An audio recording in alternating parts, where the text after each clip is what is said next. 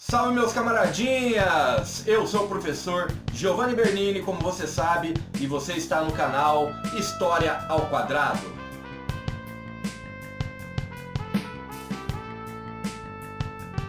Um canal diferente onde a gente aprende história desenhando, transformando processos históricos em quadradinhos. Para você que já curte o canal, não esquece de dar o seu like nesse vídeo. Para você que está chegando agora, está conhecendo ainda, então inscreva-se para ficar ligado nos próximos temas. E hoje, dando sequência à Primeira República ou República Velha no Brasil. No vídeo anterior a gente trabalhou o período do governo militar, chamado então de República da Espada, e hoje especificamente a gente vai trabalhar um momento extremamente importante, que é a República Oligárquica ou República das Oligarquias. Então, tá difícil? Quer que eu desenhe?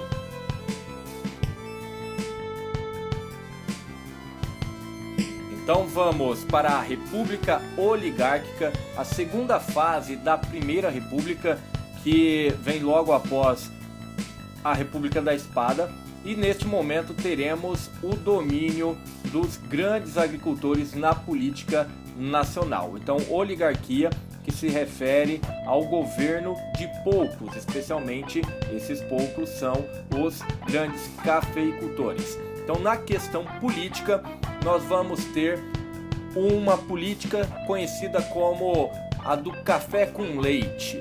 Então, política do café com leite, lembrando que o café era o principal produto produzido no Brasil, e então o café com leite que representava os dois estados mais poderosos da nação no momento, que era o café, o estado de São Paulo, e o leite, Minas Gerais. Então nós temos uma aliança política entre estes dois estados que juntos somavam a maioria dos votos de toda a nação. Então, ao se unir, eles garantiam sempre a eleição de um representante de um desses estados, e eles alternavam-se no poder na maior parte do período da República Velha. Vamos ter também a chamada política dos governadores, onde há uma troca de favores políticos entre o presidente da República, os governadores e os prefeitos. Então, este acordo acabava beneficiando sempre o grupo da situação. Então, raramente alguém da oposição ao governo conseguia se eleger, especialmente porque estes grupos acabavam utilizando o poder para desenvolver fraudes eleitorais ou caçar candidaturas de candidatos da oposição. E na questão local, nós temos o poder local extremamente forte, que estava nas mãos dos coronéis. Então, o coronel, um típico personagem da política brasileira, o coronel que era o grande fazendeiro, e também utilizava-se muitas vezes da opressão, da violência para conseguir manter o seu poder político, econômico e social nas localidades. E uma das formas de manter o poder político era o chamado voto de cabresto, aonde as pessoas que de alguma forma dependiam desses coronéis, economicamente ou socialmente, acabavam tendo que votar em seus candidatos, nos candidatos então que representavam os coronéis.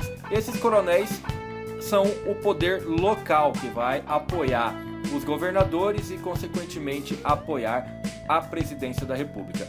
Na questão econômica, nós temos aqui a economia será marcada por uma política econômica conhecida como Fundloan, aonde o governo brasileiro, a federação, vai pautar a melhora da economia, a busca por uma estabilidade a partir de empréstimos. Então, nós teremos primeiramente o adiamento da dívida externa brasileira, um acordo ali que adia por aproximadamente 13 anos o pagamento dessa dívida a fim de sobrar dinheiro para investimentos, mas isto vai aumentar a dívida externa brasileira também, nós teremos também a tentativa do controle inflacionário, a subida de preços, um mal crônico da República Brasileira desde seu início.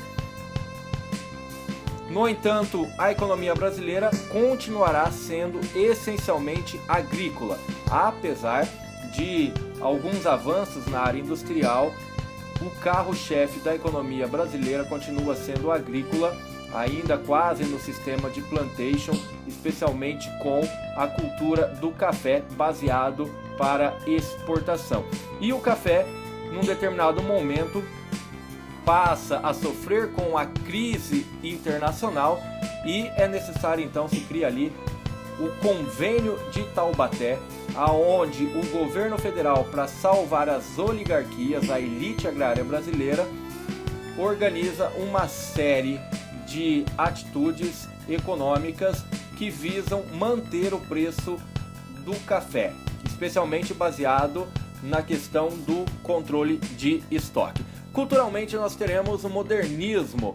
Então aqui o modernismo todos vocês já conhecem, fica muito famoso pela obra Abapuru, da Tarsila do Amaral. Eu, como não sou talentoso como a Tarsila, fiz aqui um Abapuru meio judiado, mas o modernismo que partia da ideia da cultura brasileira. Então a ideia mesmo de tornar a arte brasileira um expoente, uma expressão da nossa cultura, mesmo que utilizasse a vanguarda europeia. A ideia era o sentimento nacionalista na arte. Nós vamos ter também este movimento, então, ele vai trazer novos ares, novos valores para a sociedade brasileira, em oposição ao conservadorismo presente na sociedade. E esta sociedade vai ser criticada também pela arte modernista. Os modernistas estarão utilizando a sua arte para realizar críticas sociais neste momento que o Brasil passa por diversas alterações.